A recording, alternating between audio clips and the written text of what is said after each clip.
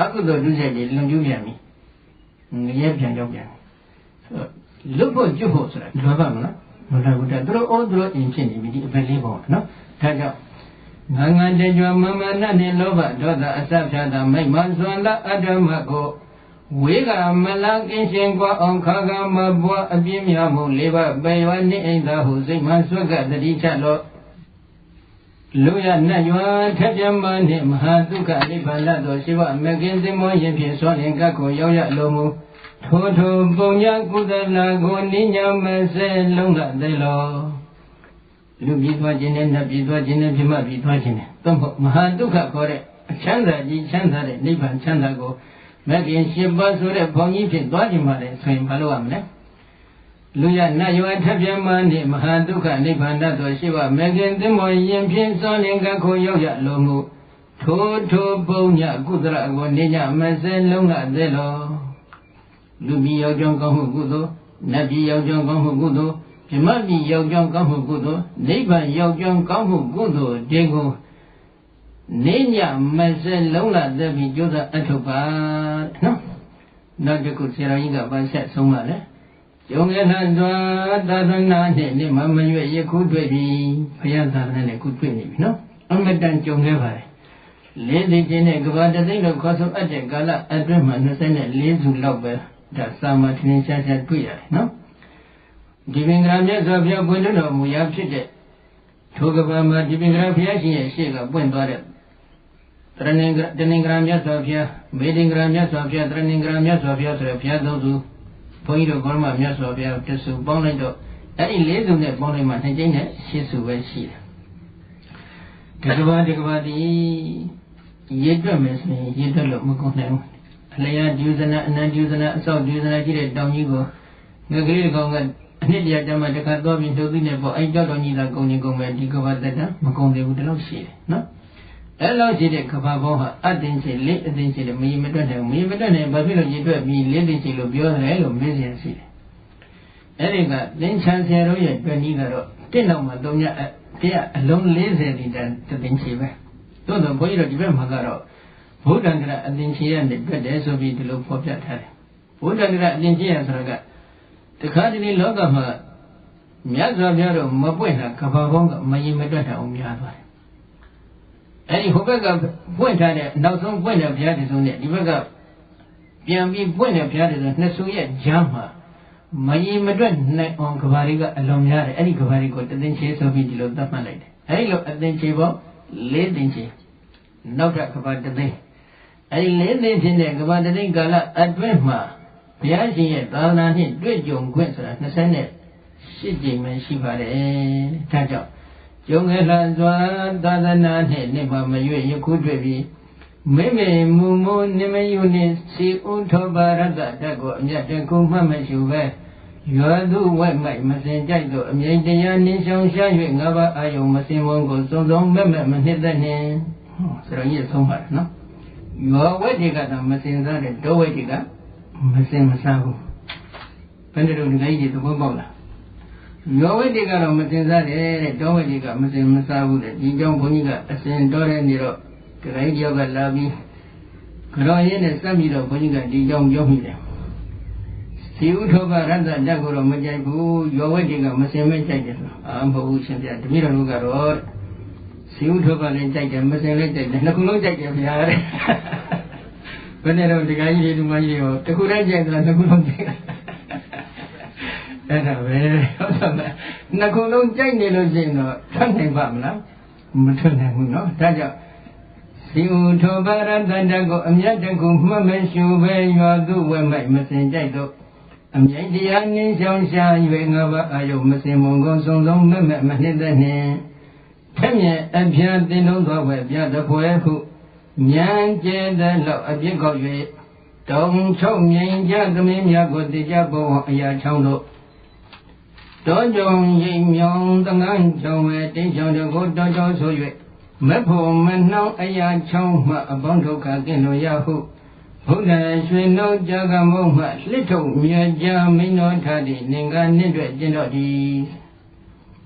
တောတောဆို၍အနိစ္စတော့ ဒုက္ခတောရောဂတောခန္ဓာတောသန္တာတောအကတောအဘာဒတောစသဖြင့်အဲ့ဒီလိုတော်ဆိုပြီးတော့ဒီခန္ဓာ၅ပါးတွေကိုဒီလိုရှုနိုင်မှဆင်းရဲဒုက္ခအပေါင်းမှသင်လွတ်မြောက်နိုင်မယ်ရှုတဲ့အခါဘယ်လိုရှုမလဲဒေါသသမီးဟာတောင်ကျောင်းမြိန်ကျောင်းမှာကျက်စားနေသလိုသင်ဟာလည်းတောကျောင်းတောင်ကျောင်းတွေမှာသွားပြီးတော့တောကျောင်းသင်္ကန်းကျောင်းလေးတွေမှာတပါးဒီတူဒီကျင့်ကြံကြုတ်ကိုပွားများအထောက်ပါဘယ်လိုအထောက်မလဲအနိစ္စခန္ဓာ၅ပါးကိုအာယုံယူပြီးတော့အနိစ္စတောဒုက္ခတောအနိစ္စဒုက္ခအနတ္တစသဖြင့်အဲ့ဒီလိုရှုပွားသုံးသပ်ပြီးနေထိုင်ပါအဲ့ဒီခါကျမှသံဃာဝစီဒုက္ခအပေါင်းမှသင်လွတ်မြောက်နိုင်ပါလိမ့်မယ်အဲ့ဒီလိုလွတ်မြောက်နိုင်ရဲ့အတွက်မိမိကျင့်ကြံကြုတ်ကိုပွားများအထောက်ပါဆိုပြီးတော့ဆရာကြီးကဒီလင်္ကာလေးနဲ့တိုက်တွန်းထားတယ်အဲ့ဒါကြောင့်ဘုန်းကြီးကတိုက်တွန်းဖို့လိုသေးလားမလိုတော့ဘူးထင်တယ်နော်ဆရာကြီးကတိုက်တွန်းပြီးပြီဆိုရင်တော့ဘုန်းကြီးတိုက်တွန်းဖို့တော့မလိုတော့ဘူးထင်တယ်နော်ကဲဒီတော့အဲ့ဒီလိုတော40ရှုခွက်နောက်ထပ်ရူပတတ္တကဝိပဿနာရှုနည်းအရူပတတ္တကဝိပဿနာရှုနည်းတွေဆိုတာလေဝိသုဒ္ဓိမေအထက်ကရမှာပေါ်ပြထားပါတယ်အဲ့ဒီရှုခွက်ဒီကတော့မြတ်စွာဘုရားဗောဓိပင်နဲ့ရွှေပလင်ကိုအောင်မြင်တော်မူတဲ့ထုံညဘုရားမဖြစ်မီနောက်ဆုံးမိသိမအညာမှာရှုသွားတဲ့ရှုခွက်တွေလည်းဖြစ်ပါတယ်နော်အထာရတမဟာဝိပဿနာဆိုပြီးကြီးကျယ်မြင့်မြတ်တဲ့18မျိုးသောဝိပဿနာရှုခွက်ဆိုတာတွေလည်းဖော်ပြထားပါတယ်နော်အဲ့ဒီရှုခွက်တွေကိုစနစ်တကျရှုဖို့ရှုပြီးတဲ့အခါကျတော့မှဥရိယပြညာကုမယ်ကုလိုက်တဲ့အချိန်ကမှခေါင်းကဘုန်းကြီးပြောသလိုပဲဝိဇ္ဇာရဏဥပါဒံသင်္ခါရကံအစရှိတဲ့အကြောင်းတရားတွေသင်္ချာဖြစ်လို့အကျိုးခန္ဓာ၅ပါးသင်္ချာဖြစ်ဖို့ကိုလည်းမြင်အောင်ရှုရတယ်ဝိဇ္ဇာရဏဥပါဒံသင်္ခါရကံအစရှိတဲ့အကြောင်းတရားတွေအနုပါဒနိရောဓသဘောအဖြစ်ချုပ်ငြိမ့်သွားလို့အကျော်ခန္ဓာ၅ပါးတို့လည်းနောက်တပံဘယ်တော့မှမဖြစ်သောချုပ်ချင်းလို့ခေါ်ဆိုအပ်တဲ့အနုပါဒနိရောဓသဘောအဖြစ်ချုပ်ငြိမ့်ဖို့ကိုလည်းမြင်အောင်ရှုရတယ်နော်အကျော်အကျိုးနှစ်အလုံးတို့ရဲ့ခဏမစက်တလက်တဲ့ဖြစ်ပြီးပြည့်နေတဲ့ဖြစ်ပြီးချုပ်နေတဲ့သဘောဝကိုလည်းမြင်အောင်ရှုရတယ်အကြောင်းတရားတွေထင်ရှားဖြစ်လို့အကျိုးတရားထင်ရှားဖြစ်ပုံကိုမြင်အောင်ရှုတဲ့အပိုင်းကတော့ပစ္စယတော်ဥရိယပြဒသနာဉာဏ်လို့ခေါ်တဲ့အကြောင်းတရားအဖြစ်ဖြစ်မှုပြမှုကိုရှုခြင်းပဲအကြောင်းအကျိုးနှစ်အလုံးတို့ရဲ့ခဏမစက်တလက်တဲ့ဖြစ်ပြီးပြည့်နေတဲ့သဘောကိုချုပ်နေတဲ့သဘောကိုမြင်အောင်ကြည့်ပြီးရှုတဲ့အပိုင်းကတော့ခဏတော်ဥရိယပြဒသနာဉာဏ်လို့ခေါ်ပါတယ်နော်ဒီတော့ဥရိယပြဖြစ်မှုပြမှုကိုရှုတာဘယ်နှမျိုးရှိလဲ2မျိုးအဲ့ဒီ2မျိုးဆိုတဲ့ရှုခွက်ကိုစနစ်တကျရှုနိုင်ပြီဆိုလို့ရှိရင်ထိုပုဂ္ဂိုလ်တန်တမှာဘာဖြစ်လာမလဲနော်ဣဇသေဝံပစ္စယတောစေဝခဏတောသဒွေတောဥဒယဗျံပတ္တတောပစ္စယတောဥဒယဓတနေနာသမုရိယသင်္သံပကတံဟောတိတဏဂဝါဘောဓတောဆိုပြီးအဲ့ဒီကံမှာပေါ်ပြထားပါတယ်သတ္တနာအကျမ်းအဲ့ဒီလို2မျိုးသောအချင်းအပြင်ရှုလိုက်တဲ့ပုဂ္ဂိုလ်ရဲ့တန်တမှာဘာတွေထင်ရှားလာလဲသစ္စာ၄ပါးလည်းထင်ရှားလာတယ်ပရိစ္ဆသမုပ္ပါသဘောတရားတွေလည်းထင်ရှားလာတယ်နီး၄ပါးလည်းထင်ရှားလာတယ်လက္ခဏာ၅ပါးလည်းထင်ရှားလာပါတယ်စသဖြင့်ဝိသုဒ္ဓိမေအထက်ကရကဖွင့်ဆိုထားတယ်အဲ့ဒီတော့ဘုန်းကြီးကဟိုတုန်းကဒီကကြီးတွေပြောခဲ့မှုပါတယ်နော်သစ္စာ၄ပါးကိုဟုတ်တိုင်းမှဆိုမသိခဲ့ရင်နာမတိဋ္ဌိညာပညာဖြင့်ကိုယ်တိုင်မျက်မှောက်တွေ့ဖို့မသိဘူးဆိုလို့ရှိရင်မဲ့ညာဘုံညာနိဗ္ဗာန်ကိုရနိုင်မလားမရနိုင်ဘူးဒါပြောခဲ့ပြီးပြီနော်အဲ့ဒါကြောင့်ဒီသစ္စာ၄ပါးကဒီဘက်မှာစပြီးထင်ရှားပြီဆိုတော့အဲ့ဒီသစ္စာ၄ပါးကဘာသစ္စာဆိုတာဘုန်းကြီးပြီးတော့မှရှင်းပြမယ်နော်လောကီဝိပဿနာဉာဏ်ဖြင့်ထိုးထွင်းသိအပ်တဲ့သစ္စာပါအဲ့ဒီသစ္စာကဘာလဲဣဇဒေဝံပစ္စယတောစေဝခဏတောသဒွေတောဥဒယဗျံပတ္တတောပစ္စယတောဥဒယတတနေနာသမုရိယသစ္စာပကတံဟောတိသနကဝါဘောဓတောဣတိဧဝံဤသို့လျင်အတ္တတို့ယောဂဝဆရပုဂ္ဂိုလ်သည်ဣတိဧဝံဤသို့လျင်ပစ္စယတောစေဝအကြောင်းတရားအဖြစ်၎င်းခဏတောသခဏအဖြစ်၎င်းတွေ့တာ2မျိုးနဲ့စာအသောအဖြစ်ဥဒိယဗျံဖြစ်ခြင်းပြခြင်းဥဒိယဗျသဘောကိုပတ္တတောရှုမိ၍နေသောအတ္တထိုယောဂဝဆရာပုဂ္ဂိုလ်ရဲ့တန်တာ၌ပစ္စယတောဥဒိယတတနေနအကြောင်းတရားအဖြစ်ဖြစ်မှုကိုရှုမြင်ခြင်းဖြင့်အကြောင်းတရားအဖြစ်ဖြစ်မှုကိုရှုတယ်ဆိုတာကဝိဇ္ဇာတနာဥပါဒသင်္ခါရကံအစရှိတဲ့အကြောင်းတရားတွေထင်ရှားဖြစ်ခြင်းကြောင့်အကျိုးခန္ဓာ၅ပါးထင်ရှားဖြစ်ပုံကိုမြင်အောင်ရှုတာကအကြောင်းတရားအဖြစ်ဖြစ်မှုကိုရှုတာနော်ပစ္စယတောဥဒိယတတနေနအကြောင်းတရားအဖြစ်ဖြစ်မှုကိုရှုမြင်ခြင်းဖြင့်သမုဒိယသစ္စာတရားဒီဘာကတံထင်ရှားလာသည်ဟောတိဖြစ်၏အကြောင်းတရားအဖြစ်ဖြစ်မှုကိုရှုတာကသမုဒိယသစ္စာထိုပုဂ္ဂိုလ်တန်တမှာထင်ရှားတယ်ဘာဖြစ်လို့လဲအကြောင်းတရားထင်ရှားဖြစ်ခြင်းကြောင့်အကြောင်း ဝိဇ္ဇာတနာဥပါဒသင်္ခါရကံဆိုတဲ့အကြောင်းတရားတွေသင်္ချာဖြစ်ခြင်းကြောင့်ဒီဝိဇ္ဇာတနာဥပါဒသင်္ခါရကံတွေကသမုဒိယသစ္စာတရားနော်ဝိဇ္ဇာတနာဥပါဒသင်္ခါရကံဆိုတဲ့အကြောင်းသမုဒိယသစ္စာတရားတွေသင်္ချာဖြစ်ခြင်းကြောင့်အကျိုးခန္ဓာ၅ပါးသင်္ချာဖြစ်ပုံကိုမြင်တယ်အကျိုးခန္ဓာ၅ပါးကဒုက္ခသစ္စာတရားနော်အဲ့ဒီဒုက္ခသစ္စာတရားတွေဒီဝိဇ္ဇာတနာဥပါဒသင်္ခါရကံဆိုတဲ့သမုဒိယသစ္စာကြောင့်ဖြစ်ပါတယ်လို့မြင်လိုက်တဲ့အတွက်ထိုပုဂ္ဂိုလ်ရဲ့တဏ္ဍာမှာသမုဒိယသစ္စာတရားတွေထင်ရှားလာတယ်။ဘာကြောင့်လဲ။စနကဝါဘောဓတောဖြစ်စေတတ်သောအကြောင်းတရားကိုသမ္မာဒိဋ္ဌိဉာဏ်ပညာဖြင့်ဖွင့်ဖော်သိမြင်ခြင်းကြောင့်ဒီဖြစ်စေတတ်တဲ့အကြောင်းတရားတွေကိုထိုသင်္ခါရမှာသမ္မာဒိဋ္ဌိဉာဏ်ပညာဖြင့်ကိုယ်တိုင်မျက်မှောက်ဖွင့်ဖော်သိပါတယ်။ဒီတော့အတိတ်ကိုလုံးလုံးမရှုတဲ့ပုဂ္ဂိုလ်ရဲ့တဏ္ဍာမှာအဲ့ဒီသမ္မာဒိဋ္ဌိဉာဏ်ရနိုင်ပါမလား။မရနိုင်ဘူးနော်ဒါတတိထားကြ။ကဲနောက်တစ်ခုခဏတော်ဥဒိယတတရေနာဒုက္ခသစ္စာပကတံဟောတိဇာတိဒုက္ခဝါဘောဓတော်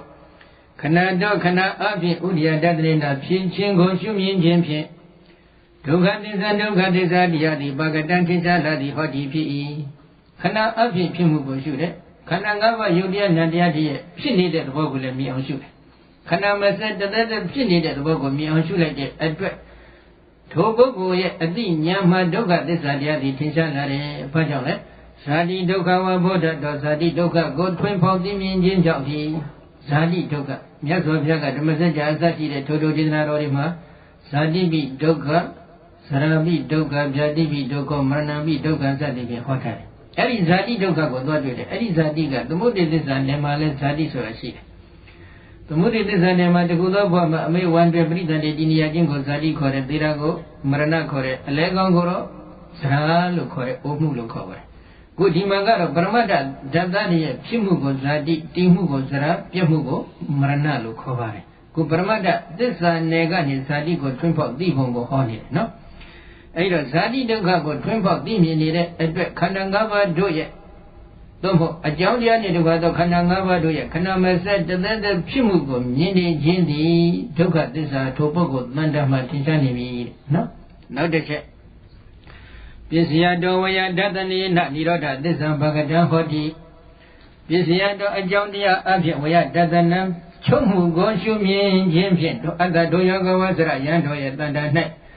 နိရောဓသစ္စာတရားသည်ဘဂတံထင်ရှားလာသည်ဟောတိဖြစ်၏အကြောင်းတရားရဲ့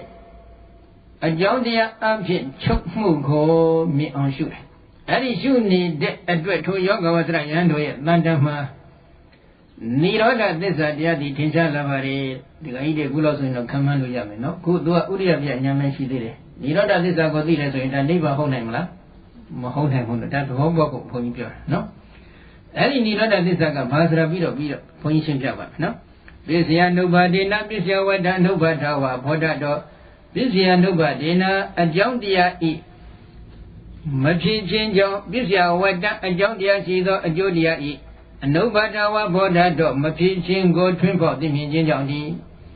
အကြောင်းတရားမရှိတဲ့အတွက်အကြောင်းတရားရှိနေတဲ့အကျိုးတရားတွေဟာဖြစ်ခွင့်မရှိတော့ဘူးဖြစ်ခွင့်မရှိတဲ့သဘောကိုထွန်းဖော်သိနေတယ်ဆိုလိုတာကအကြောင်းတရားတွေကအနုပါဒနိရောဓနောက်တစ်ဖန်ဘယ်တော့မှမဖြစ်သောချုပ်ချင်းဖြင့်ချုပ်ငြိမ့်သွားတဲ့အတွက်အကျိုးတရားတွေလည်းနောက်တစ်ဖန်ဘယ်တော့မှမဖြစ်သောချုပ်ချင်းဖြင့်ချုပ်ငြိမ့်သွားတယ်အဲ့ဒီရှုခွက်ကဒီကကြီးတွေကဘုန်းကြီးပြောခဲ့သလိုအနာဂတ်နဲ့မဆိုင်ဘူးလားဆိုင်နေတယ်ဒီတော့အဲ့ဒီနေရာမှာဒီကကြီးတွေကဘုန်းကြီးဘိုးသုဒ္ဓတော့ပြောမှမလို့ဖြစ်နေတယ်နော်ဘိုးသုဒ္ဓကဘုန်းကြီးတို့စာပေနဲ့မှနည်းနည်းလေးအခိုက်လျော့တော့အငင်းပွားနေတဲ့ဆိုကြပါစို့နော်အဲ့တော့နိဗ္ဗာန်ကဒီနေရာမှာ၃မျိုးဖြစ်နေတယ်သဥပါတိသေသနိဗ္ဗာန်ရဲ့အနုပါတိသေသနိဗ္ဗာန်ရဲ့ဒီလိုဟောထားတာလည်းမြတ်စွာဘုရားဟောထားတာရှိတယ်ဓမ္မသင်္ကေပါဠိတော်မှာတော့အသင်္ကတနိဗ္ဗာန်အသင်္ကတဓာတုဆိုပြီးတော့ဒီလိုဟောထားတာလည်းရှိတယ်ဒီတော့အဲ့ဒီအသင်္ကတနိဗ္ဗာန်ကတခုသဥပါတိသေသနိဗ္ဗာန်ကတခုအနုပါတိသေသနိဗ္ဗာန်ကတခုဆိုပြီးတော့နိဗ္ဗာန်ကဘယ်နှခုဖြစ်သွားလဲ၃ခုဖြစ်နေတယ်အဲ့တော့အသင်္ကတနိဗ္ဗာန်ဆိုတာကအကြောင်းတရားတွေကမပြုတ်ပြင်ရဘဲနဲ့သဘာဝအတိုင်းထင်ရှားတည်ရှိနေတဲ့နိဗ္ဗာန်ကိုအသင်္ကတနိဗ္ဗာန်ခေါ်တယ်အဲ့ဒီအသင်္ကတနိဗ္ဗာန်ဒီသူကနေသဒုက္ခနေသမြဲနေတဲ့ဒုက္ခချမ်းသာတဲ့တကယ်ထာဝစဉ်ချမ်းသာနေတဲ့သူကအမြဲတမ်းတည်နေတဲ့နိဗ္ဗာန်ပဲအဲ့ဒီအတ္တကရနိဗ္ဗာန်ကမဉ္ဇဉ်ဘုံဉဏ်တို့ရဲ့အာယုံဖြစ်ပါတယ် ဝိပဿနာဘာဝနာကမ္မဋ္ဌာန်းစီးပြန်နိုင်လို့ဝိပဿနာဉာဏ်ကြီးကရင့်ကျက်လာပြီဆိုရင်ထိုဝိပဿနာဉာဏ်တို့ရဲ့အဆုံးမှာအရိယာမဉ္ဇဉ်ပူဉ္ဇဉ်ပေါ်လာတဲ့အဲ့ဒီအရိယာမဉ္ဇဉ်ပူဉ္ဇဉ်တွေကဒီအသင်္ကတအနိဒနိဗ္ဗာန်ကိုလှမ်းပြီးအာယုံယူကြတယ်အာယုံယူလိုက်တဲ့အချိန်ကမှမဉ္ဇဉ်တွေကအစဉ်စဉ်ပေါ်လေပါရမီအလျော်စွာ၄ဆင့်ဖြစ်ပြီးပူဉ္ဇဉ်တွေလည်းပါရမီအလျော်စွာ၄ဆင့်ဖြစ်ပြီးဆိုရင်အစဉ်စဉ်သောဒီမဉ္ဇဉ်တွေကကိလေသာတွေကိုတစ်ဆင့်ပြီးတစ်ဆင့်ပယ်တတ်လိုက်တဲ့အတွက်ကိလေသာတွေအလုံးချုပ်ငြိမ်းသွားတယ်အရဟတမေရောက်တဲ့အချိန်ကအရဟတမေဆိုင်တဲ့အချိန်ကမှကိလေသာတွေအလုံးအကျွင့်ကြံမရှိချုပ်ငြိမ်းသွားတယ်အဲ့ဒီကိလေသာတို့ရဲ့အကျွင့်အကြံမရှိချုပ်ငြိမ်းတဲ့အခါမှာအဲ့ဒီပုဂ္ဂိုလ်ရဲ့တန်တမာတနည်းပြောတဲ့ယဟနာဖြစ်တဲ့အခါအဲ့ဒီပုဂ္ဂိုလ်တန်တမာခန္ဓာ၅ပါးမရှိဘူးလားရှိနေသေးတယ်ပရိနိဗ္ဗာန်မဆန်သေးရဲ့နော်ဒီတော့ကိလေသာတော့ချုပ်ငြိမ်းတဲ့ခန္ဓာ၅ပါးကထင်ရှားရှိနေသေးတယ်အဲ့လိုရှိနေသေးတဲ့အတွက်အဲ့ဒီလိုကိလေသာတို့ရဲ့နောက်ထပ်တစ်ဖန်ဘယ်တော့မှမဖြစ်သောချုပ်ခြင်းကိုသဥပ္ပါတိတ္တနိဗ္ဗာန်ခန္ဓာ၅ပါးဆိုတဲ့ဥပ္ပါတိအကျွဲ့အကြံရှိနေသေးတယ်နိဗ္ဗာန်လို့ဆိုလိုတယ်နော်ကိလေသာချုပ်ငြိမ်းမှုနောက်တစ်ခုကိလေသာတွေကအကျွဲ့အကြံမရှိချုပ်ငြိမ်းသွားခြင်းကြောင့်ကံတွေလည်းအကျိုးပေးခြင်းကမစွမ်းနိုင်ပဲချုပ်ငြိမ်းသွားတယ်ဝိသရဏဥပါဒသင်္ခါရကံတွေရဲ့နောက်ထပ်တစ်ဖန်ဘယ်တော့မှမဖြစ်သောအနုပါဒနိရောဓသဘောအဖြစ်ချုပ်ငြိမ်းသွားတဲ့အတွက်ပရိနိဗ္ဗာန်သုတိကိုနောက်ဆုံးထားပြီးတော့ခန္ဓာ၅ပါးတွေလည်းနောက်တစ်ပတ်ဘယ်တော့မှမဖြစ်သောချုပ်ချင်းဖြင့်ချုပ်ငြိမ်းသွားတယ်။အနုပါဒနိရောဓ။အဲဒီလိုချုပ်ငြိမ်းမှုကအနုပါတိတ္တနိဗ္ဗာန်ခန္ဓာ၅ပါးအကျွတ်အကြံမရှိအကုန်လုံးချုပ်ငြိမ်းသွားတယ်။ဒီတော့နည်းနည်းစဉ်းစားနော်။အဲဒီနိဗ္ဗာန်ဆိုတဲ့စကားလုံးကိုထည့်ပြီးဟောလိုက်လို့ပြဿနာကရှုပ်သွားတယ်။ဟိုဘက်ကအသင်္ကတနိဗ္ဗာန်ကိုလည်းနိဗ္ဗာန်ဆိုတဲ့စကားလုံးနဲ့ဟောတယ်ဒီကိလေသာချုပ်ငြိမ်းမှုကိုလည်းသောဥပါတိတ္တနိဗ္ဗာန်ဆိုပြီးဒီလိုဟောလိုက်တယ်အဲ့ဒီနိဗ္ဗာန်ကဟိုဘက်ကအသင်္ကတနိဗ္ဗာန်ကိုပြောလို့ရင်မဟုတ်ကိလေသာတို့ရဲ့ငြိမ်းအေးမှုပဲအဲ့နိဗ္ဗာန်ဆိုတဲ့စကားလုံးရဲ့ဒီဘက်ကဒီနေရာမှာကိလေသာငြိမ်းအေးမှုနဲ့ခန္ဓာ၅ပါးတို့ရဲ့ငြိမ်းအေးမှုပဲဒါကိုတနည်းအားဖြင့်ပြောမယ်ဆိုလို့ရှိရင်တော့ကိလေသာတို့ရဲ့ငြိမ်းအေးမှုကိုကိလေသာပရိနိဗ္ဗာန်လို့ဒီလိုလည်းခေါ်တယ်ခန္ဓာ၅ပါးတို့ရဲ့ငြိမ်းအေးမှုကိုခန္ဓာပရိနိဗ္ဗာန်လို့ဒီလိုလည်းခေါ်တယ်အဲ့တော့သောဥပါတိတ္တနိဗ္ဗာန်နဲ့ကိလေသာပရိနိဗ္ဗာန်ဆိုတာအတူတူပဲအနုပါတိတ္တနိဗ္ဗာန်နဲ့ခန္ဓာပရိနိဗ္ဗာန်ဆိုတာအတူတူပဲဒီတော့ဘုန်းကြီးတို့မြတ်စွာဘုရားကိုကြွက်ပြီးကြည့်လိုက်နော်မြတ်စွာဘုရားဘောဓိမန္တန်မှာသဗ္ဗညုတဉာဏ်အရဟတမေဉာဏ်သဗ္ဗညုတဉာဏ်တော်ကိုရရှိတော်မူပါတယ်ရရှိတော်မူတဲ့အချိန်ခါမှာဘုရားရှင်ရဲ့တန်တမန်ကိလေသာတွေရှိသေးလားမရှိတော့ကိလေသာအသောတွေအကုန်လုံးချုပ်ငြိမ်းသွားတယ်ကိလေသာပရိနိဗ္ဗာန်ဆန်းတယ်နော်အဲ့ဒီကိလေသာပရိနိဗ္ဗာန်ဆန္ဒကိုပဲသဥပါတိတ္တနိဗ္ဗာန်ဝိသနေလို့ဒီလိုလည်းပြောတယ်အဲ့ဒီအချိန်ကမှဘုရားရှင်ရဲ့တန်တမန်ခန္ဓာ၅ပါးတွေဆက်လက်ပြီးဖြစ်ဘူးလားဖြစ်နေတယ်ဘယ်လောက်ထိဖြစ်လဲ45ဝါနော်45ဝါပြည့်တဲ့အချိန်ကကြတော့မှမာနမင်းတို့ရဲ့အင်းကြီးဥယျာဉ်အတွက်မှမြတ်စွာဘုရားပြိဋိဘံစံတော်မူတယ်အဲ့ဒီအချိန်ကမှခန္ဓာ၅ပါးအကျွင့်ကြမရှိချုပ်ငြိမ်းသွားတယ်ခန္ဓာပြိဋိဘံစံတယ်အဲ့ဒီခန္ဓာပြိဋိဘံစံတော်ကိုပဲအနုပါတိတ္တနိဗ္ဗာန်တဝိသနေလို့ဒီလိုလည်းသုံးတယ်သုံးလိုက်တော့ဒီသောဥပါတိတ္တနိဗ္ဗာန်ဟာဘယ်အချိန်ခါမှဖြစ်တယ်လို့ပြောဖို့အချိန်ခါမရှိဘူးလားရှိနေတယ်မဟာတက္ကရာ103ခုနှစ်ကဆုံလပြည့်နေ့ညမှာဖြစ်တယ်နော်ခန္ဓာပရိနိဗ္ဗာန်ဟာလည်းဘယ်အချိန်ခါမှဖြစ်တယ်လို့ပြောလို့မရဘူးလားရတယ်မန္တမင်းတို့ရဲ့အင်းကြီးဥယျာဉ်အတွင်းမှာ45ဝါကြာမှချုပ်ငြိမ်းသွားတယ်တိုးတော့အတ္တကရနိဗ္ဗာန်ကအမြဲနိစ္စတဝရရှိနေတယ်ဘယ်အချိန်ကဖြစ်တယ်ဆိုတာမရှိဘူးဘယ်အချိန်ကမှကုန်သွားမယ်ဆိုတာလည်းမရှိဘူးနည်းနည်းကုလို့ဆိုရင်တော့သဘောပေါက်နေမယ်ထင်တယ်နော်ဒါကြောင့်အတ္တကရနိဗ္ဗာန်ကတခြားသာဥပါတိတ္တနိဗ္ဗာန်အနုပါတိတ္တနိဗ္ဗာန်ကတခြားတဏိဒါကိုညောင်လို့ဆိုတော့ဘုရားတို့ကရှင်းထားတာကသာဥပါတိတ္တနိဗ္ဗာန်ကအကြောင်းဘယ်လိုအကြောင်းလဲအရိယာမဉ္ဇဉ်ဒီနဲ့သာဥပါတိတ္တနိဗ္ဗာန်ဆိုလို့ရင်မှတ်တော့နော်အတ္တကရနိဗ္ဗာန်ကအကြောင်းပဲဘယ်လိုအကြောင်းလဲလို့မေးရင်ဘုန်းကြီးတို့ဒီအရိယာမဉ္ဇဉ်ကအတ္တကရနိဗ္ဗာန်ကိုလှမ်းပြီးအာယုံယူတယ်အာယုံယူလိုက်တဲ့အချိန်ခါမှာအသင်္ကတအနိဒနိဗ္ဗာန်ကအာယုံအကြောင်းတရားအနေနဲ့အာရမဏပစ္စယတတ္တိနဲ့အရိယာမဉ္ဇဉ်ကိုကျေစုပြုပေးလိုက်တယ်အာယုံအကြောင်းတရားအနေနဲ့အဲ့ဒီလိုကျေစုပြုပေးလိုက်တဲ့အတွက်အရိယာဘက်တရားကအသင်္ကတအနိဒနိဗ္ဗာန်ရဲ့ငြိမ်းအေးတဲ့ဓာတ်အကိုကြီးကိုယူပြီးတော့ကိလေသာအပုံကြီးတွေကိုငြိမ်းအောင်ကျင့်တတ်လိုက်တယ်ကျင့်တတ်လိုက်တဲ့အခါကျတော့ကိလေသာတွေငြိမ်းသွားတယ်ဒီလိုဆိုရင်ကိလေသာငြိမ်းအေးမှုဆိုတဲ့နိဗ္ဗာန်မှာအကြောင်းရှိလားမရှိဘူးလားရှိနေတယ်အတ္တကတနိဗ္ဗာန်ဆိုတဲ့အကြောင်းရှိတယ်အရိယာမဉ္ဇဉ်ဆိုတဲ့အကြောင်းရှိနေတယ်အရိယာမဉ္ဇဉ်ကမဖြစ်ခဲ့ရင်အတ္တကတနိဗ္ဗာန်ကိုအရိယာမဉ္ဇဉ်ကလည်းအာယုံမပြုတ်ခဲ့ရင်ဒီကိလေသာကငြိမ်းမလားမငြိမ်းဘူးကိလေသာငြိမ်းအေးမှုဆိုတဲ့နိဗ္ဗာန်ကအကြောင်းရှိနေတယ်သူကအကျိုးတရားဖြစ်တယ်နော် နောက်တစ်ခုကိလေသာတွေငြိမ့်တဲ့အတွက်ကံတွေလည်းချုပ်ငြိမ်းသွားတယ်ကံကိလေသာတွေချုပ်ငြိမ်းသွားတဲ့အတွက်နောက်ထပ်ပရိနိဗ္ဗာန်သုတိရဲ့နောက်ဆုံးမှာဖြစ်ခွင့်ရှိနေတဲ့ကံကိလေသာထင်ရှားရှိတော့ကပြုစုပြုထောင်ထားတဲ့ကံတွေကြောင့်ဖြစ်ခွင့်ရှိနေတဲ့ခန္ဓာ၅ပါးတွေလည်းဖြစ်အောင်မလားမဖြစ်တော့ဘူးချုပ်ငြိမ်းသွားတယ်ခန္ဓာ၅ပါးချုပ်ငြိမ်းတာဟာကံကိလေသာတွေချုပ်ငြိမ်းသွားတဲ့အတွက်ကြောင့်ချုပ်ငြိမ်းရတဲ့အတွက်သူ့မှာအကြောင်းမရှိဘူးလားရှိနေတယ်နော်ဟောအသင်္ကတနိဗ္ဗာန်ကဘယ်လိုကြောင့်ဖြစ်တယ်ဆိုတာအကြောင်းမရှိဘူးအသင်္ကတဆိုတာကဘာတရားမှပြုပြင်လို့ရတဲ့တရားမဟုတ်ဘူးခုဒီနေရာမှာပြောနေတဲ့ဥစ္စာကခုနကအသင်္ကတနိဗ္ဗာန်ကိုပြောတာမဟုတ်ဘူးဘာကိုပြောနေလဲပစ္စယတောဝယဓာတနေနနိရောဓသစ္စာပကတံဟောတိပစ္စယနုဘာဒေနပစ္စယဝတ္တနုဘာဒဝဘောဓတောအကြောင်းတရားအဖြစ်ချုပ်မှုကိုရှုတယ်ဝိဇ္ဇတနာဥပါဒံတေခရကအစရှိတဲ့အကြောင်းတရားတွေကနောက်တဖန်ဘယ်တော့မှမဖြစ်သောချုပ်ခြင်းလို့ခေါ်ဆိုအပ်တဲ့အနုဘာဒနိရောဓသဘောအဖြစ်ချုပ်ငြိမ်းသွားခြင်းကြောင့်အကြောင်းတရားထင်ရှားရှိမှဖြစ်နိုင်တဲ့စွမ်းအားရှိနေတဲ့အကျိုးတရားတွေဟာလည်းနောက်ထပ်အကျိုးတရားလို့ခေါ်ဆိုရတဲ့ခန္ဓာ၅ပါးတွေဟာလည်းနောက်ထပ်တဖန်ဘယ်တော့မှမဖြစ်သောချုပ်ခြင်းဖြင့်ချုပ်ငြိမ်းသွားတယ်အဲဒီချုပ်ငြိမ်းမှုကိုတွင်းဖောက်သိနေတဲ့အတွက်ထိုယောဂီရဲ့တဏ္ဍာမှာထိုးခြင်းကမှာနိရောဓသစ္စာတရားတွေထင်ရှားနေပါတယ်အဲ့ဒီနိရောဓကဝိပဿနာဉာဏ်ဖြင့်ထိုးထွင်းသိမြင်အပ်တဲ့နိရောဓသစ္စာဖြစ်တယ်အရိယာမဉာဏ်ဘုံဉာဏ်ဖြင့်ထိုးထွင်းသိတဲ့အတ္တကရနိဗ္ဗာန်ဟုတ်သလားမဟုတ်ဘူးဒါကိုနည်းနည်းသဘောပေါက်တော့နော်ကဲနောက်တစ်ခုခဏတောဝယတတနိနာဒုက္ခသစ္စာမေဝဘာဂတံဟောတိမရဏဒုက္ခဝဘောဓတောခဏတောခဏအဖြစ်ဝယတတနိနာပြက်မှုချုပ်မှုကိုရှုမြင်ခြင်းဖြင့်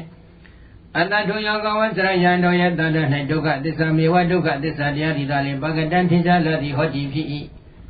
ခဏအဖြစ်ဖြစ်မှုကိုရှုသလိုခဏအဖြစ်ချုပ်ပြက်မှုကိုလည်းရှုရတယ်ခဏမစက်တည်းတည်းရုပ်တည်နန္ဒီကဖြစ်လိုက်ပြက်လိုက်ဖြစ်လိုက်ပြက်လိုက်သွားတယ်ဖြစ်တာကိုလည်းမြင်အောင်ရှုရတယ်ပြက်တာကိုလည်းမြင်အောင်ရှုရတယ်အဲ့အပြက်ကိုမြင်အောင်ရှုလိုက်တော့ဘာသစ္စာတရားထိုပုဂ္ဂိုလ်တဏ္ဍမှာထင်ရှားလာလဲဆိုတော့ဒုက္ခသစ္စာတရားပဲထပ်ပြီးထင်ရှားတယ်ဘာကြောင့်လဲမရဏဒုက္ခဝဘောဓတောခန္ဓာ၅ပါးယုံနာတရားတို့ရဲ့သိခြင်းပျက်စီးခြင်းဆိုတဲ့မရဏဒုက္ခကိုထိုခြင်းကမှထွန်းဖော်သိမြင်နေတဲ့အတွက်ကြောင့်ဖြစ်တယ်အပြက်ကို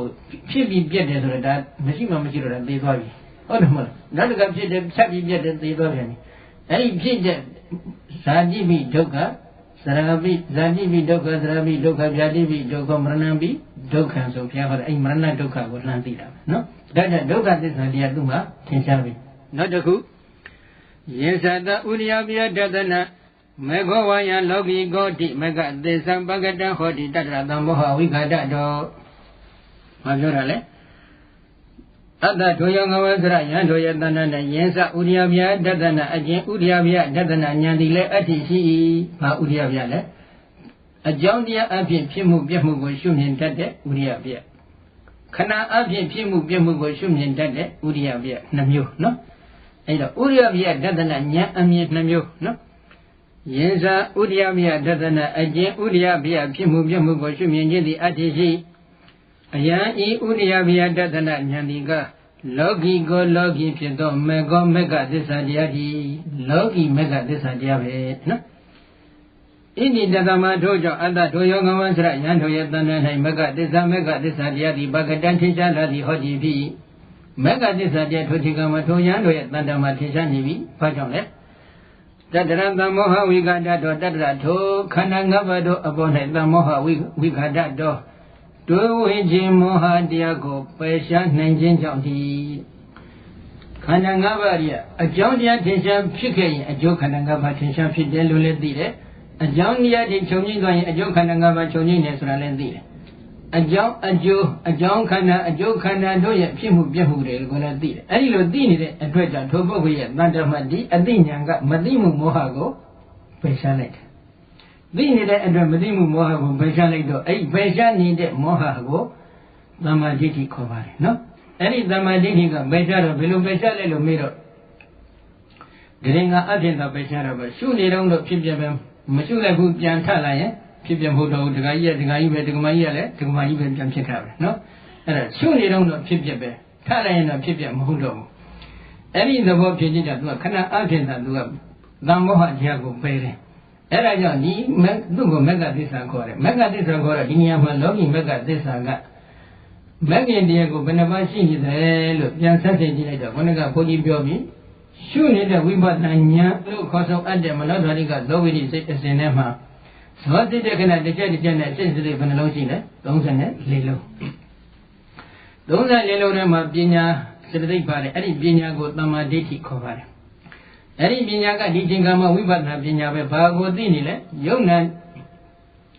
အကြောင်းတရားတွေထင်ရှားဖြစ်ရင်အကျိုးခန္ဓာ၅ပါးထင်ရှားဖြစ်ပုံကိုလည်းသိတယ်အကြောင်းတရားတွေချုပ်ငိမ့်သွားရင်အကျိုးခန္ဓာ၅ပါးချုပ်ငိမ့်ပုံကိုလည်းသိတယ်အကြောင်းအကျိုးနှစ်လုံးတို့ရဲ့ခဏမဲ့စတဲ့တဲ့ဖြစ်ပြနေတဲ့ဖြစ်မှုပြမှုကိုလည်းသိတယ်သိတဲ့အတွက်သူ့ကိုသမ္မာဒိဋ္ဌိခေါ်တယ်နော်အဲ့ဒီတော့အကြောင်းတရားနဲ့တကွာသောဒုက္ခနာ၅ပါးတို့ရဲ့ထိုနှမျိုးသောဖြစ်မှုပြမှုအာယုံဘောသို့အာယုံကိုအမှတ်ရနေတဲ့သဘောကအာယုံဘောသို့စိတ်ကိုရှေ့ရှုတင်ပေးနေတဲ့သဘောကသမ္မာသင်္ကပ္ပအဲ့ဒီခန္ဓာ၅ပါးတို့ရဲ့နော်အကြောင်းတရားနဲ့တကွာသောဒီခန္ဓာ၅ပါးတို့ရဲ့နှမျိုးသောဖြစ်မှုပြမှုအာယုံဘောသို့အာယုံကိုအမှတ်ရနေခြင်းသဘောကသမ္မာတတိတို့နှမျိုးသောဥရိယပြကိုမြင်အောင်ကြိုးစားအထောက်နေတဲ့သဘောကသမ္မာဝါယမအဲ့လိုရှုလိုက်တဲ့အပိုင်းမှာဒုသင်္ခါရတရားတို့ရဲ့အနိစ္စအချင်းဟာသို့မဟုတ်ဒုက္ခအချင်းဟာသို့မဟုတ်အနတ္တအချင်းဟာပေါ်၌ဘာဝနာစိတ်ကညီဝဆောကပ်ပြီးတည်နေတတ်တယ်အဲ့ဒီတည်နေတဲ့သဘောကသမ္မာသမာဓိပေါင်းလိုက်တော့မဂ္ဂင်ဘယ်နှပါးဖြစ်သွားလဲ၅ပါးသမ္မာဒိဋ္ဌိသမ္မာသင်္ကပ္ပသမ္မာဝါယမသမ္မာတတိသမ္မာသမာဓိ၅ပါးကြိုတင်စောင့်ကြည့်ထားအပ်တဲ့သီလမဂ္ဂင်၃ပါးနဲ့ပေါင်းလိုက်တော့မဂ္ဂင်တရားကို၈ပါးဖြစ်ပါတယ်ဒါကလောကီမဂ္ဂသစ္စာအဲ့ဒီလောကီမဂ္ဂသစ္စာတရားတွေကဘာလို့လဲသစ္စာလောကီဝိပဿနာဉာဏ်ဖြင့်ထွန်းထွင်းသိမြင်အပ်တဲ့သစ္စာ၄ပါးကိုမသိအောင်ဖုံးထားတဲ့မောဟတနည်းပြောရင်တော့အကြောင်းတရားတွေထင်ရှားဖြစ်အကျိုးတရားထင်ရှားဖြစ်ပုံအကြောင်းတရားချုပ်ရဲ့အကျိုးတရားချုပ်ပုံကိုမသိအောင်ဖုံးထားတဲ့မောဟအကြောင်းအကျိုးနှစ်ရလုံးတို့ရဲ့ဖြစ်ပြီးပြည့်နေတဲ့သဘာဝကိုမသိအောင်ဖုံးထားတဲ့မောဟအဲ့ဒီမောဟတွေကိုပယ်တတ်နိုင်တဲ့အတွက်သူ့ကိုမဂ္ဂသစ္စာမဂ္ဂလို့ခေါ်ပါတယ်နော်ပုံလိုက်တော့ခုလိုနှမျိုးသောဥဒိယမြတ်ဉာဏ်အမြင်ကိုရရှိအောင်ကြိုးစားနေတဲ့ပုဂ္ဂိုလ်ရဲ့မှန်တာမှဒီသစ္စာလေးပါးထင်ရှားမလားဘူးလားလာပြီနော်အဲဒီတော့မြတ်ဘုန်းကြီးခဏခဏဟောဖို့ပါတယ်နော်ယောဂဘိက္ခဝေဧဝံဝေဒေယအဟံဒုက္ခအရိယသစ္စာယထာဘုဒ္ဓနာဖိသမစ္ဆဒုက္ခသမုဒယအရိယသစ္စာယထာဘုဒ္ဓနာဖိသမစ္ဆဒုက္ခនិရောဓအရိယသစ္စာယထာဘုဒ္ဓနာဖိသမစ္ဆဒုက္ခនិရောဓဂ ामि နိပတိပတ္တရိယသစ္စာယထာဘုဒ္ဓနာသမိသမစ္ဆသမ္မာဒုက္ခသတ္တံဂရိတာမိတိနိဒဌာနဝိသတိဘိခွေจิตယံတို့ယောဂအမှန်မထအကျင့်ပုဂ္ဂိုလ်တ attva တစ်စုံတစ်ယောက်သည်ဧဝံဤသို့ဝိနည်းပြောဆိုလာညာပုဂ္ဂိုလ်ကြောက်ကပြောမယ်ဘယ်လိုလဲအဟံဂတိဒုက္ခအရိယသစ္စာဒုက္ခအရိယသစ္စာတရားကိုယထာဘုဒ္ဓမဖောင်းမပြဟုတ်တိုင်းမှန်စွာအနာမိသမစ္ဆံသမ္မာဒိဋ္ဌိဉာဏ်မြညာဖြင့်ကိုယ်ရင်မျက်မှောက်ထွန်းပေါက်မသိမမြင်မူ၍ဒုက္ခသမုဒယံဒုက္ခဖြစ်ကြောင့်သမုဒယအရိယသစ္စာတရားကိုယထာဘုဒ္ဓမဖောင်းမပြဟုတ်တိုင်းမှန်စွာအနာမိသမစ္ဆံသမ္မာဒိဋ္ဌိဉာဏ်မြညာဖြင့်ကိုယ်ရင်မျက်မှောက်ထွန်းပေါက်မသိမမြင်မူ၍ဒုက္ခនិရောဓအရိယသစ္စာဒုက္ခချုပ်ရនិရောဓအရိယသစ္စာတရားကိုယထာဘုဒ္ဓမဖောင်းမပြဟုတ်တိုင်းမှန်စွာအနာမိသမစ္ဆသမ္မာဒိဋ္ဌိဉာဏ်ပညာဖြင့်ကိုယ်ရင်မျက်မှောက်ထွန်းပေါက်မသိမမြင်မူ၍ဒုက္ခនិရောဓဂ ामि နိပတိပတ္တအရိယသစ္စာဒုက္ခချုပ်ရនិရောဓနိဗ္ဗာန်သို့ရောက်ကြောင်းကျင့်စဉ်ဖြစ်သည့်မဂ္ဂအရိယသစ္စာတရားကိုယထာဘုဒ္ဓမဖောင်းမပြဟုတ်တိုင်းမှန်စွာအနာမိသမစ္ဆသမ္မာဒိဋ္ဌိဉာဏ်ပညာဖြင့်ကိုယ်ရင်မျက်မှောက်ထွန်းပေါက်မသိမမြင်မူ၍ဒုက္ခတာသန္တရဝစီယဒုက္ခ၏အန္တအဆုံးအပိုင်းခြားကိုဂရိတာမိငါပြုလို့၍ပြပေယဣတိဧဝံဤသို့လျင်ဝတ္ထောယပြောဆိုလာညာဣဒံတဏဤကဲ့သို့ပြောဆိုသည့်အတန်ဖြစ်နေရသောအကြောင်းအရာမျိုးသည်ကနာဝိသတိမရှိသည်သာလင်သည်ဟောကုဒဂရသုတ်တံခေါ်ပါတယ်နော်သစ္စာတန်ရုပ်မှာဘုရားခေါ်ထားတယ်ဒုက္ခသစ္စာသမုဒယသစ္စာនិရောဓသစ္စာမဂ္ဂသစ္စာခေါ်တဲ့ဒီသစ္စာလေးရတရားမြတ်ကိုသမ္မာဒိဋ္ဌိဉာဏ်ပညာဖြင့်ကိုယ်ရင်မျက်ပေါက်ထွန်းပေါက်မသိပဲသန္တရာဝစီဒုက္ခရဲ့အဆုံးပိုင်းခြားကိုငါပြုလို့ပြမယ်လို့ပုဂ္ဂိုလ်တယောက်ကလာပြောရင်ပြောတဲ့အတန်ဖြစ်နိုင်တဲ့အကြောင်းရဘယ်လိုမှမရှိပါဘူးဒီစကားလေးတွေကဒီကကြီးမယုံကြည်သေးဘူးလားဘုန်းကြီးကတော့ဒီကကြီးတွေယုံကြည်သေးတယ်လို့သဘောပေါက်ပါတယ်နော်နောက်တစ်ခုဘုရားကအိမ်မှာကုဒဂါရဆိုတဲ့စကားလုံးအရာအထုတက်ထားတဲ့အိမ်လေးတစ်ခုကိုပုံစံထားပြီးတော့ဖွင့်ဆိုထားပါခေါ်ထားပါတယ်နော်အိမ်ဒီဆောက်ပြီဆိုလို့ချင်းတော့အောက်ပိုင်းအဆောက်အဦလို့ခေါ်ဆိုတဲ့တိုင်ရှိရမယ်ရောက်ပိုင်းကြီးရှိရမယ်ထိုးရောက်ပြီးရှိရမယ်အဲဒီလိုရှိပြီးမှအပေါ်က 다이노 미아로 땡비로 모고 모인 모로야 어바이에서ဖြစ်တဲ့ တိုင်လည်းတစ်ခုမှမရှိဘူးရောက်ဝဲနေလည်းမရှိဘူးအပေါ်ပိုင်းအစောအဖြစ်တဲ့ တိုင်းတွေမြားတွေတင်ပြီးမိုးမယ်ဆိုရင်ဖြစ်နိုင်ပါမလားမဖြစ်နိုင်ဘူးအဲ့ဒီအတိုင်းပဲသစ္စာလေးပါးမသိဘဲနဲ့ငါသံဃာမပြည့်ဒုက္ခကိုလုံးပြမယ်ဆိုရင်အဲ့ဒီပုဂ္ဂိုလ်ဘယ်လုံးမှမဖြစ်နိုင်ဘူးတဲ့ဒါမရှင်းဘူးလားသိရှင်းနေတယ်နောက်တစ်ပြောင်းပြန်လှမ်းပြီးဟောတယ်သစ္စာလေးပါးကိုဟုတ်တိုင်းမှဆိုသိမှဆိုရင်တော့သံဃာမပြည့်ဒုက္ခရဲ့အဆုံးပိုင်းချက်ကိုငါပြုတ်လို့ပြမယ်ဆိုရင်တော့ဖြစ်နိုင်ပါလေ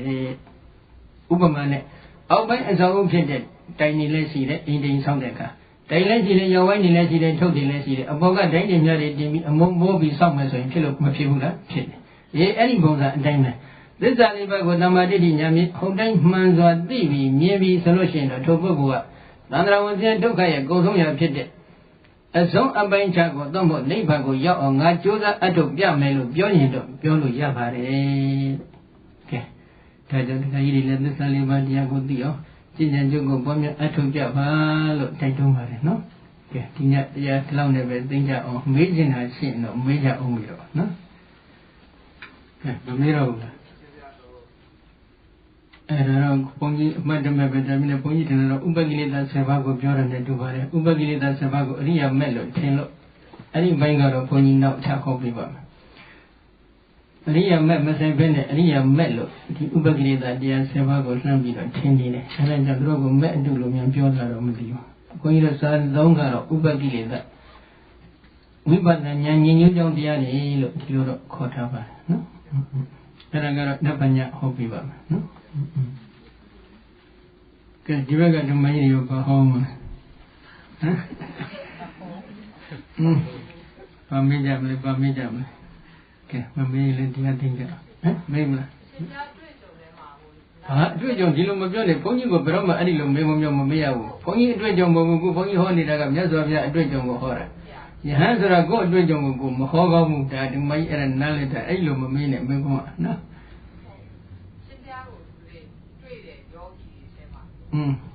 ရှေ့ဘဝကိုတွေ့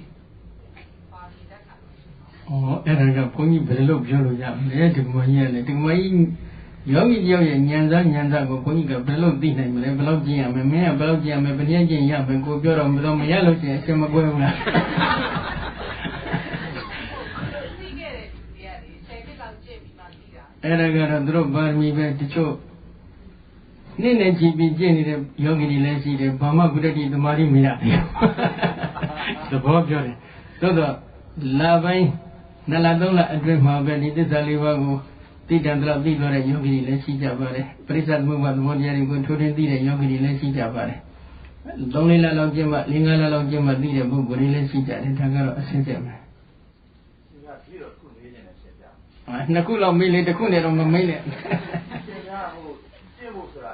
ဒီလိုလိုကတော့နည်းနည်းနောက်မှ